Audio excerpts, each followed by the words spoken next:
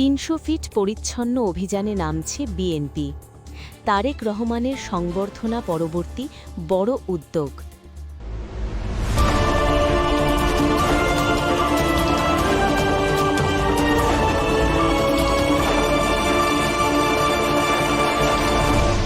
Channel CB.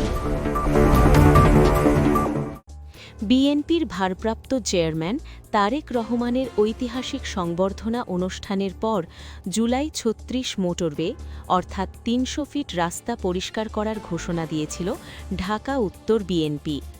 শুক্রবার সকাল থেকে শুরু হয় এই বিশাল পরিচ্ছন্নতা অভিযান।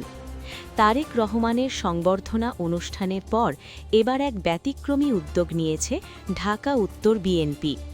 রাজধানীর ৩০০ ফিট এলাকার সব বর্জ্য পরিষ্কার করতে শুক্রবার মাঠে নেমেছেন দলটির নেতাকর্মীরা।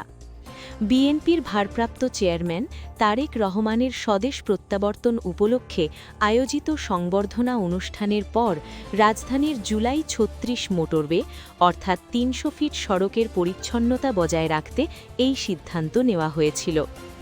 বিএনপির মিডিয়া সেলের আহ্বায়ক অধ্যাপক ড মওদুদ হোসেন আলমগীর পাভেল গণমাধ্যমকে এই তথ্য নিশ্চিত করেছেন।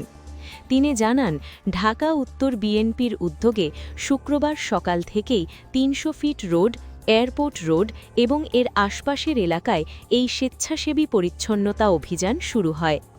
দলের পক্ষ থেকে জানানো হয়েছে, জনদুর্ভোগ কমাতে এবং শহরের সৌন্দর্য বজায় রাখতে তারা বদ্ধপরিকর। সংবর্ধনা অনুষ্ঠানের কারণে রাস্তায় ছড়িয়ে ছিটিয়ে থাকা সব ধরনের বর্জ্য দ্রুত অপসারণ করাই এই অভিযানের মূল লক্ষ্য ছিল। সবশেষ খবরের আপডেট পেতে আমাদের চ্যানেলটি সাবস্ক্রাইব করে সাথেই থাকুন। ধন্যবাদ।